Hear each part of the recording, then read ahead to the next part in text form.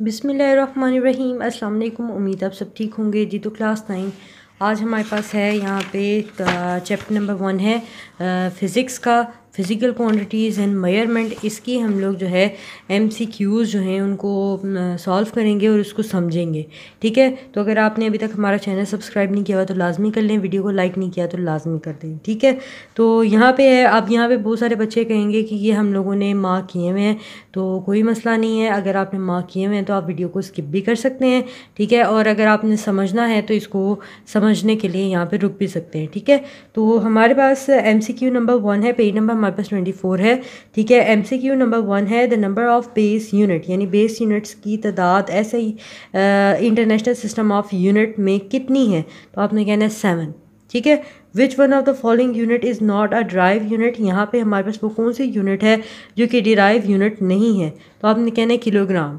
ठीक है, उसके बाद है amount of substance in term of number is measured in, कहते हैं अमाउंट ऑफ सब्सटेंस को हम नंबर्स में मेजर करते हैं, किस में, मोल में। ठीक है, उसके बाद an interval of 200 microsecond is equivalent to, यानी 200 माइक्रो सेकेंड हमारे पास किसके इक्वल होता है, 2 × 10⁻⁻⁴ सेकेंड। ठीक है, इसके बाद हमारे पास है which one of the following is the smallest quantity, कहता है इसमें बताएं सबसे छोटी क्वांटिटी कौन सी है, तो आपने कहना है 5000 नैनोग्राम। उसके बाद which instrument is most suitable to measure the internal diameter of a test tube, अगर हमारे पास एक टेस्ट ट्यूब है, अब हमने उसको जो है वो मेजर करना है, तो उसके अंदर का जो डायमीटर है हमने उसको मेजर करना है, तो हम कौन सा इंस्ट्रूमेंट यूज़ करेंगे, हम यूज़ करेंगे वर्नियर कैलिपर को। ठीक है, इसके बाद लिखा हुआ है, कहते हैं a student claim the diameter of a wire as 1.032 centimetre, यानी एक स्टूडेंट है, उसने हमें डायमीटर का वायर का डायमीटर दिया है 1.032 centimetre using a vernier caliper, उसने वर्नियर कैलिपर को यूज़ किया है। Up to what extent do you agree with it, तो आप कितनी हद तक जो है उसके साथ ये एग्री करेंगे, यानी उसके आंसर को कितना जो है आप वैलिड समझेंगे, कहाँ तक को, कौन से नंबर तक आप उसको वैलिड समझेंगे, तो वो है 1.03, क्योंकि यहाँ पे 3 के बाद 2 है, अगर यहाँ पे 5 होता है तो इसको हम 4 कर लेते, क्योंकि अभी 2 है, 2 को हम लोग जो है इग्नोर भी कर सकते हैं, तो इसलिए हमारे पास आंसर आएगा 1.03 सेंटीमीटर।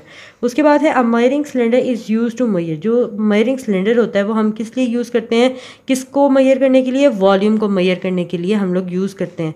उसके बाद है एक स्टूडेंट है, note the thickness of a glass sheet, उसने ग्लास शीट की जो है थिकनेस को नोट किया है, किसको यूज़ करते हुए, स्क्रू गॉज को यूज़ करते हुए, ऑन द मेन स्केल, जो कि उसने मेन स्केल पर रीडिंग ली है।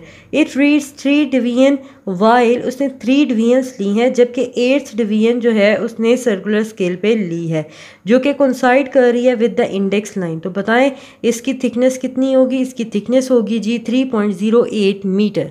ठीक है, इसके बाद है significant figures in an expression, यानी सिग्निफिकेंट फिगर्स हमारे पास क्या होते हैं, सिग्निफिकेंट फिगर्स हमने पढ़ा था, significant figure are all the digits यहाँ पे that are accurately known digits होते हैं और उसमें फर्स्ट डाउटफुल डिजिट होता है। तो ये थे हमारे पास चैप्टर नंबर 1 के MCQs। आई होप कि आपको बहुत अच्छे से जो हैं वो याद भी हो गए होंगे और आपको रट्टा भी नहीं लगाना पड़ा होगा।